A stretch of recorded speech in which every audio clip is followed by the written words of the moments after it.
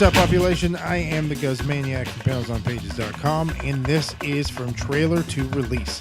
Here we take a look at what Hollywood has to offer and see if their movies stack up to their trailers.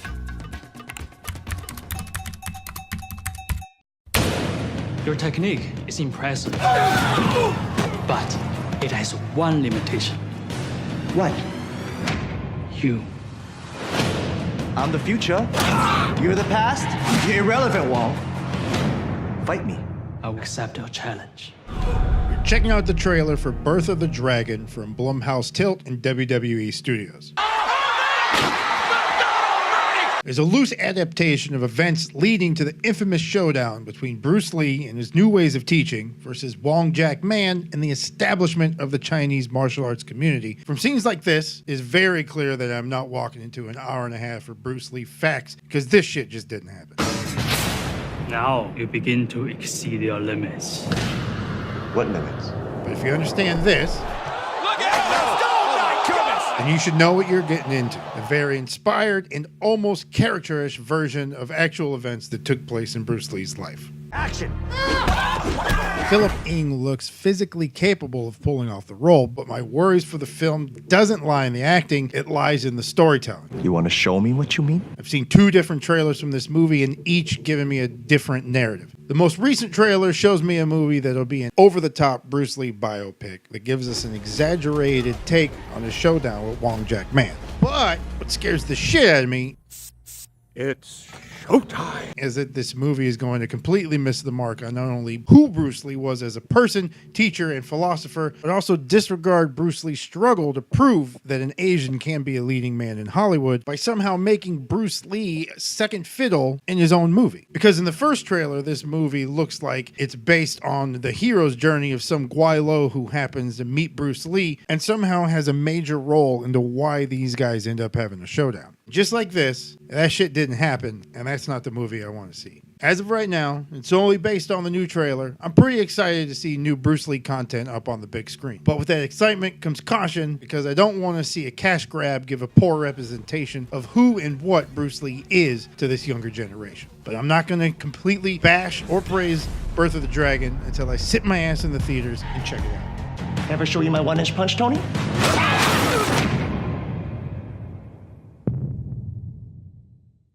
Growing up, my dad put me on two things that I still love to this day: Motown and Bruce Lee. So early opening day, I scooped up my pops for some Motown and not Bruce Lee back on the big screen. After the movie, we both walked out feeling the same way, with emotions ranging from what the fuck to I kind of enjoyed the movie. I needed to do some research of my own to see what this movie was actually trying to accomplish before I laid my final judgment. I wanted to look at the movie from all angles, the good and the bad, because this movie definitely had both. First off, let's clear up that Birth of the Dragon is in no way a biopic, which I knew going in, but I fear others might not, and takes this as gospel, walking away with a skewed view of the man he really was. Martial art has a very, very deep meaning as far as my life is concerned, because as an actor, as a martial artist, as a human being, all these I have learned from martial art. The movie is based off the Michael Dorgan article, Bruce Lee's Toughest Fight, that appeared in Official Karate magazine in July of 1980. The article details the accounts of what happened from both sides of the fight, with Bruce's camp saying that the fight went more like this. Wong Jack Man started to run around the room, trying to get away from Bruce. And it took 3 minutes for Bruce to get him down on the ground and say, "Do you give up? Do you give up? Do you give up?" While Wong Jack Man's camp claims that the fight lasted 20 to 25 minutes, and that out of fear of jail time from delivering a crippling or deadly blow, Wong fought mainly defensively, passing on 3 separate occasions to land an ending strike while having Bruce in a chokehold. The film did seem to take details from both fighters' accounts of the battle, like Bruce having to chase Wong during the fight, and Wong's account that Bruce turned a friendly bow into an eye gouge. Never take your eyes off your opponent, even when you bow. That's it. Even though the fight is mainly shown as a draw, it still feels that the overall arc makes it seem that Wong Jack Man was always one step ahead of Bruce and in full control of the situation. With both sides of the story so far apart and only one of the fighters still alive today, we may never know what really went down that day in 1964. Birth of the Dragon takes the simple fact that that fight did take place, then makes up the rest and runs with it. Philip Ng explains what this movie is perfectly. This movie, definitely not a biopic. It's a fan fiction, if you will, or a kung fu fable based on this real event. But we try to stay authentic to the people and the way that they would react. But it's cinematically very exciting, and I think people will enjoy it once they watch it and they go in knowing what kind of movie it is. Honestly, I wish that Birth of the Dragon embraced this idea more and fully committed to doing a balls-out Bruce Lee fan fiction series. They could have separated Bruce Lee's life into 3 parts and do a new school Bruce Lee trilogy. Tell us more of his life story grounded in facts while throwing in some fictional side stories spiced up with some action. The sequel could have been Return of the Dragon era Bruce, who takes on a crime lord in Rome with young Chuck Norris. The third installment could have been Bruce Lee with his Enter the Dragon co-stars taking on crime on the island Defender style. Fucking man, let's go nuts. Although we didn't get the heavy-handed story of a white boy lost in Chinatown just trying to seek some wisdom and inner peace, we also didn't get a Bruce Lee movie all about Bruce Lee. Yes, the story of the showdown and how it made Bruce adapt his style to create Jeet Kune Do, helping him to later become the legend that we all know, is there, but it feels more like a side story, a byproduct of Steve McKee's actions that just happened to fall into place and not of Bruce's own doing or will. The main story we ended up with is one of a white boy who fell in love with a Chinese slave and uses Bruce Lee and Wong Jack Man as the means of freeing the love of his life from the Chinese mafia, while we all put up with this asshole's gambling addiction that only gets everyone into trouble. Clean your boys up. Go back to the north end. Benny will pay you back tomorrow. This is the trailer that I think best suits this movie. You know you can't win this. It's suicide. Now let me explain. You have Bruce Lee on a laser-focused mission to stop Wong Jack Man. Bruce, please. He feels the only way to do that is to destroy him. Instead, this guy ends up bringing them together to fight the bigger enemy.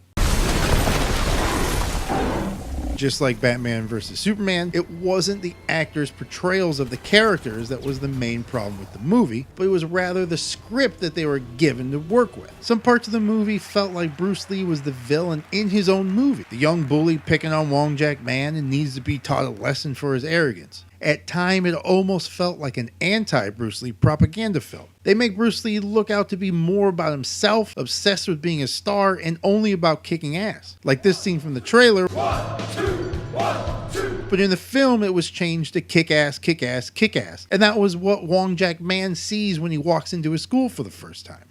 They even seem to attack Lee's teaching a bit by having McKee start out as Bruce Lee's student, only to jump camps after meeting Wong Jack Man because he couldn't find the fulfillment he was looking for under Bruce. It's only with Wong Jack Man's teachings of traditional Chinese Kung Fu he can find inner peace and balance with his soul. Birth of the Dragon seems to put the interests of those who benefit from Wong Jack Man's side of the story in a better light, and even takes credit for being a crucial part of Bruce Lee's transformation from this angry and undisciplined diva into the enlightened legend that he later becomes. I have already made up my mind that in the United States, I think something about the Oriental, the true Oriental should be shown.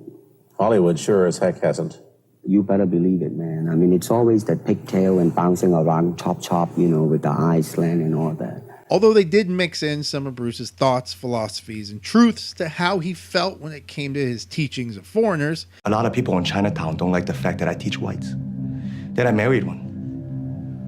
And if Wong establishes himself as a top dog here, everything could change for me. It was all kind of background noise as we jumped back and forth following McKee to progress the story. Bruce was shown as paranoid to Wong Jack Man's motives for coming to the US. Shaolin sent Wong Jack Man to spy on me. While Wong Jack Man is portrayed as a guy just trying to restore balance to his own life, paying penance for his sins, and he actually didn't want anything to do with Bruce Lee. Yes. Thank you.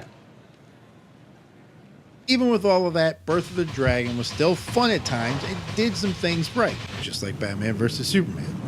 I was pleasantly surprised with how much screen time we actually got with Bruce Lee. The action scenes were also pretty solid when they weren't floating down from 50 feet up in the air, and I really enjoyed Philip Ng's embodiment of Bruce and his mindset on how he approached the character. rather than try to imitate the man, because I think imitation is a form of parody in a way.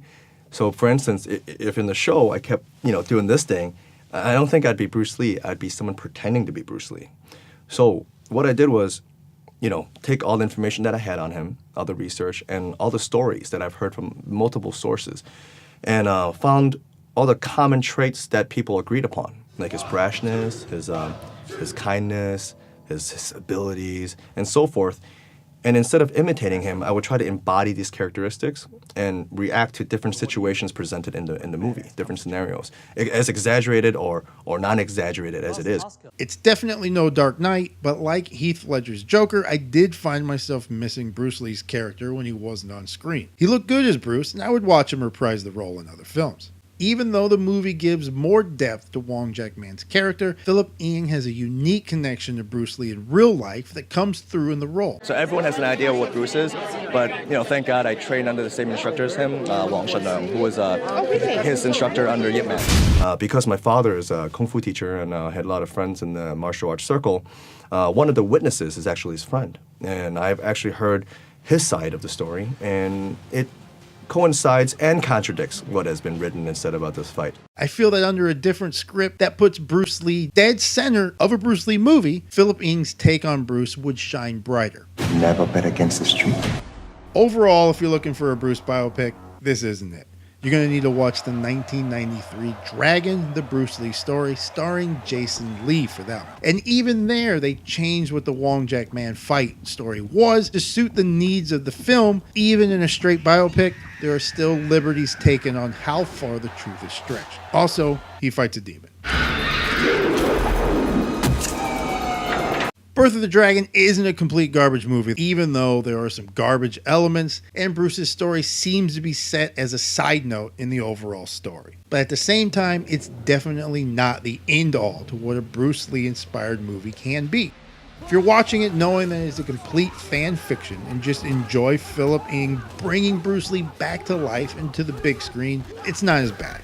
It does remind me, though, of the last time WWE brought back something that I loved and held dear to my heart with mixed reactions. But did more to destroy that company. Bringing characters back that I love only to fall flat on the execution seems to be the WWE way. Whether the movie was good or bad, I'm still excited that it's putting Bruce Lee back into the spotlight and will hopefully strike interest into this younger generation to learn more about the man behind the legend while breathing new life into the timeless classics that Lee left behind. Do your part and make sure your kids know who Bruce Lee is. Thank you for watching, and if you're looking for some more Bruce Lee action, check out our other Bruce Lee pop videos, and I'll see you at the next trailer.